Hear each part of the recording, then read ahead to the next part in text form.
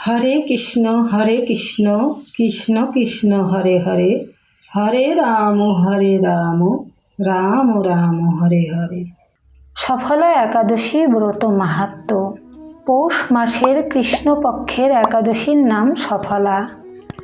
ব্রহ্মাণ্ড পুরাণে যুধিষ্ঠির শ্রীকৃষ্ণ সংবাদে এই তিথির মাহাত্ম্য বর্ণিত হয়েছে। যুধিষ্ঠির বললেন, হে প্রভু, পৌষ মাসের কৃষ্ণপক্ষিয়া একাদশীর নাম বিধি এবং পূজ্য দেবতা বিষয়ে আমার কৌতূহল নিবারণ করুন।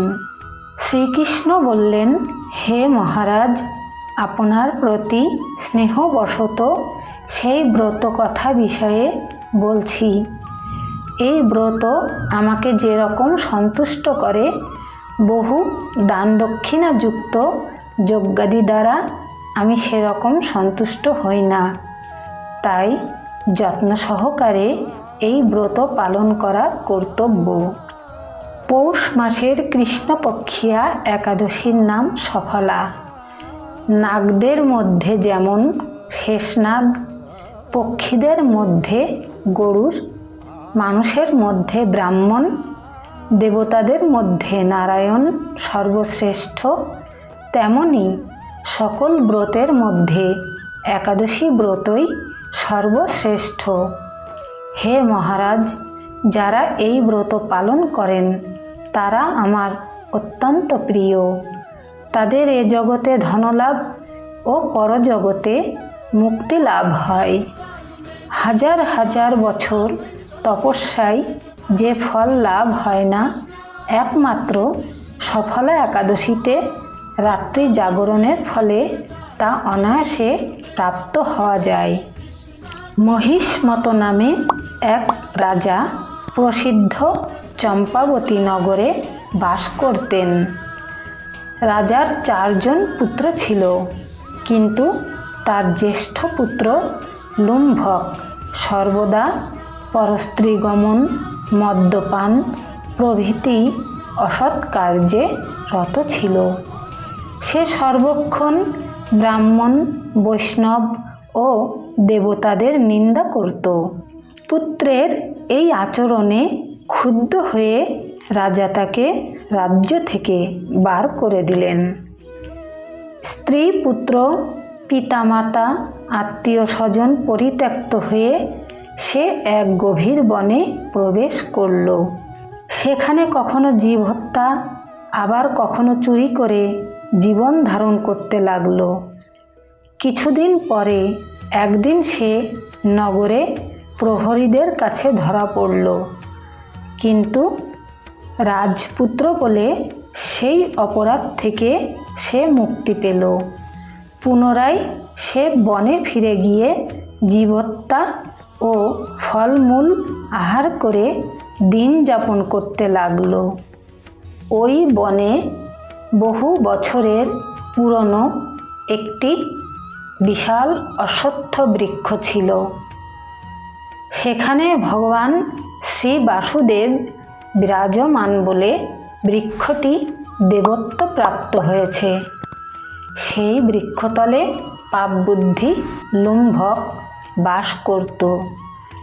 বহুদিন পর তার পূর্বজন্মের কোনো পুণ্য ফলে সে পৌষ মাসের দশমী দিনে কেবল ফল আহারে দিন অতিবাহিত করল। কিন্তু রাত্রিতে অসহ্য শীতের প্রকোপে সে মৃতপ্রায় হয়ে রাত্রি যাপন করল।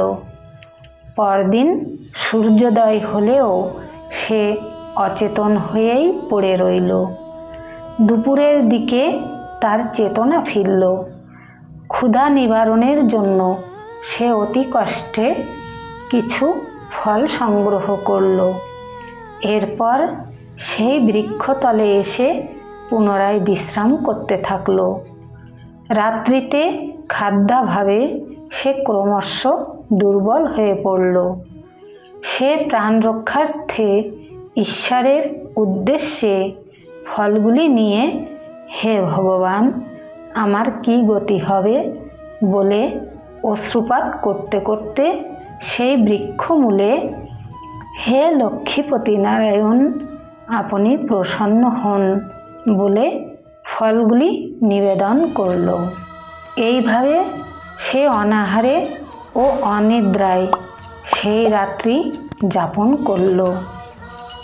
ভগবান নারায়ণ সেই পাপী লুম্ভকের রাত্রি জাগরণকে একাদশীর জাগরণ এবং ফল অর্পণকে পূজা বলে গ্রহণ করলেন। এইভাবে অজ্ঞাতসারে লুম্ভকের সফলা একাদশী ব্রত পালন হয়ে গেল।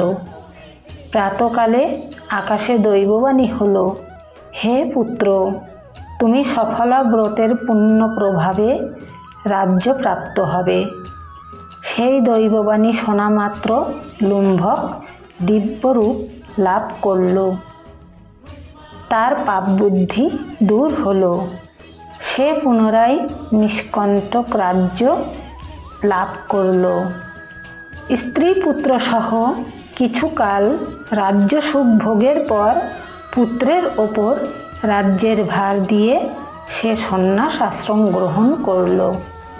অবশেষে মৃত্যুকালে সে অশোক অভয় ভগবানের কাছে ফিরে গেল।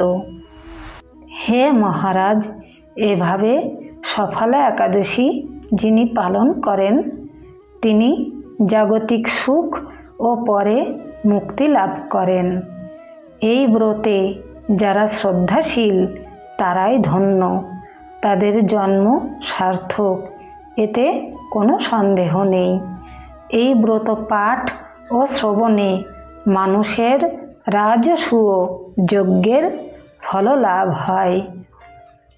হরে কৃষ্ণ কৃষ্ণ কৃষ্ণ হরে হরে, হরে রাম রাম রাম হরে হরে। ইতি সফলা একাদশী ব্রত মাহাত্ম্য সমাপ্ত।